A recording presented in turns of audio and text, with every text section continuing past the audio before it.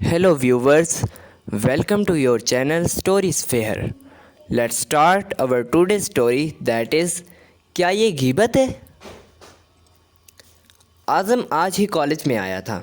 ये उसके कॉलेज का पहला दिन था। आज़म ने जिस कॉलेज में दाखिला लिया था वो बहुत बड़ा कॉलेज था। ये शहर का एक मशहूर कॉलेज था। आज़म जब अपनी क्लास में जाता है तो उसकी मुलाकात तलहा से होती है जो कि उसके बचपन का दोस्त था।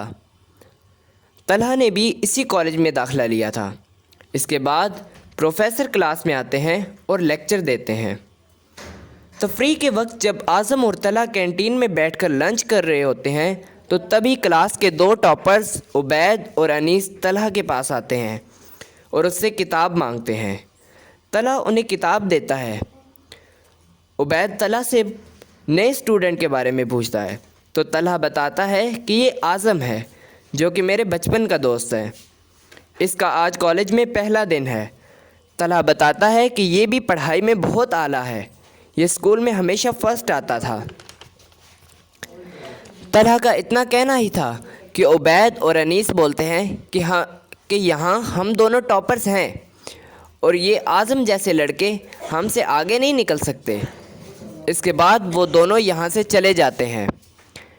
आज़म तलहा से पूछता है कि इन दोनों को तो खुद पर बहुत ही ज़्यादा गरूर है, इनको सबक तो सिखाना ही चाहिए। तलहा आज़म से पूछता है कि वो अब क्या करेगा। आज़म बताता है कि इस बार वो क्लास में टॉप करेगा।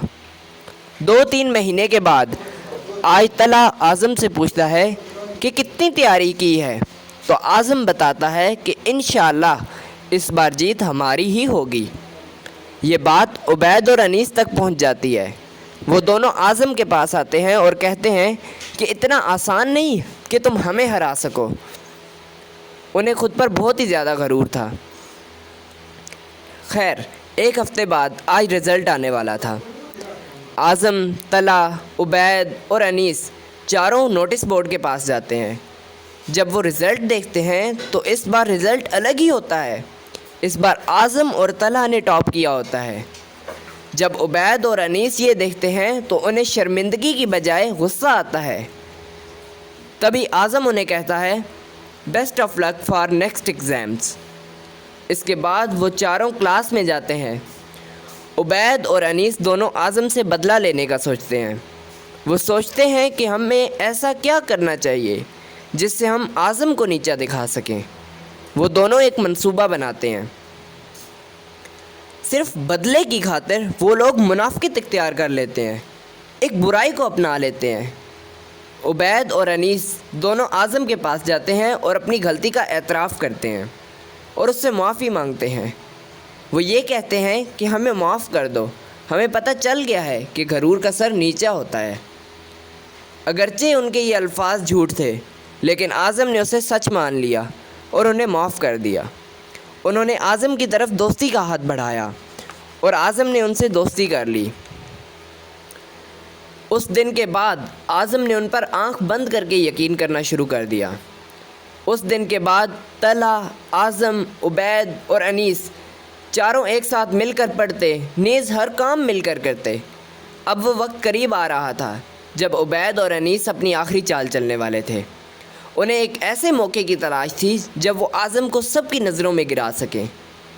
एक दिन जब चारों दोस्त बातें कर रहे थे तो उबैद ने आज़म से कहा कि फ़िज़िक्स के प्रोफेसर के बाल अब सफ़ेद हो गए हैं मगर फिर भी वो काले जाते हैं। तो आज़म ने कहा कि ये बात तो बिल्कुल ठीक कही तुमने, उन्हें इस उम्र में आराम करना चाहिए, ये उनकी सेहत के लिए ठीक नहीं है। तुमने देखा होगा कि आजकल वो काफ़ी बीमार भी रहने लगे हैं। बस इतना ही कहना था कि उबैद को तो मौका मिल गया वो आज़म को गलत साबित कर सके। वो वहाँ से उठा और अनीस के साथ प्रोफेसर आमिर के ऑफ़िस की तरफ चल दिया। अनीस ने अपने दिल से तमाम नफ़रत निकाल दी थी। वो जान गया था कि आज़म एक बहुत ही अच्छा लड़का है, इसलिए उसने उबैद को रोका और कहा कि ये गीबत है और गीबत बहुत बड़ा गुनाह है। उबैद अनीस से कहता है क्या ये गीबत है? जो उन्होंने हमारे साथ किया वो क्या था? पूरे कॉलेज के सामने हमें शर्मिंदा होना पड़ा। वो सब आज भी मेरे दिलो दिमाग में कांटे की तरह चुभ रहा है।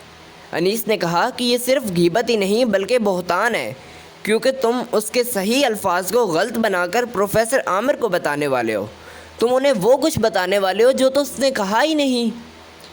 لیکن عبید نے انیس کی ایک نہ سنی اور پروفیسر عامر کے پاس چلا گیا۔ اس نے پروفیسر عامر سے کہا کہ سر، کیا آپ کو پتہ ہے کہ اعظم نے آج آپ کے بارے میں کیا کہا ہے؟ پروفیسر عامر کہتے ہیں کہ مجھے نہیں پتہ، کیا کہا اعظم نے؟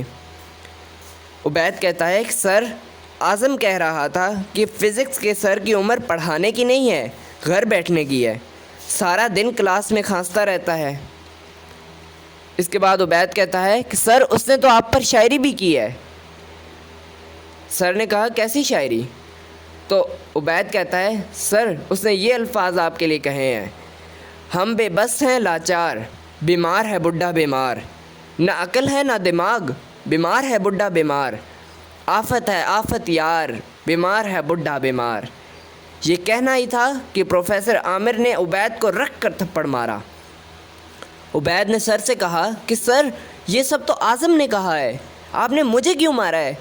تو پروفیسر عامر کہتے ہیں کہ عبید، مجھے تم سے یہ امید نہ تھی، انیس نے مجھے سب کچھ بتا دیا ہے کہ تم نے کس قدر دشمنی نبھائی ہے۔ پہلے منافقانہ انداز اپنایا اور اب غیبت اور بہتان کو گلے سے لگایا۔ تمہیں شرم آنی چاہیے۔ اپنی غلطیوں سے سیکھنے کی بجائے تم نے گناہوں کو اپنایا۔ کس لیے؟ صرف بدلے کی خاطر۔ اس بدلے کی آگ میں تمہیں کیا حاصل ہوا ہے؟ تم نہ صرف میری نظروں میں گر گئے ہو بلکہ اپنے اللہ کو بھی تم نے ناراض کر دیا ہے۔ اللہ سے معافی مانگ لو اس سے پہلے کہ بہت دیر ہو جائے۔ اس وقت عبید کو احساس ہوتا ہے کہ اس نے اپنے خدا کو کس قدر ناراض کر دیا ہوگا۔ عبید اسی وقت اللہ سے معافی مانگتا ہے۔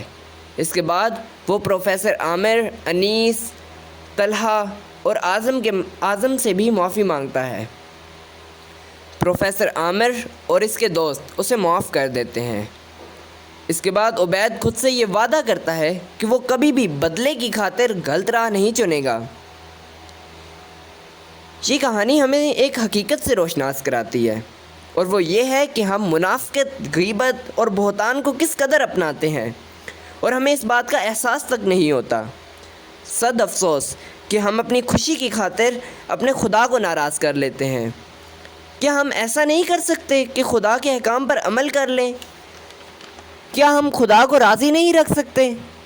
خدا کی قسم، اگر خدا کے احکام پر عمل کرتے ہوئے زندگی گزارو تو آپ کو ہر چیز میں سکون اور خوشی حاصل ہوگی۔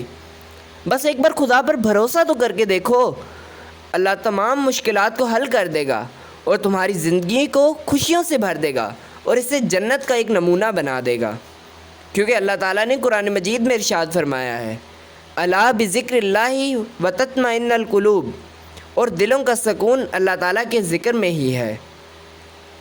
امید کرتا ہوں کہ آپ کو میری ویڈیو پسند آئی ہوگی۔ ایسی اور مزید سٹوریز کے لیے میری ویڈیو کو لائک کریں، میرے چینل کو سبسکرائب کریں اور بیل آئیکن کو دبانا نہ بھولیں۔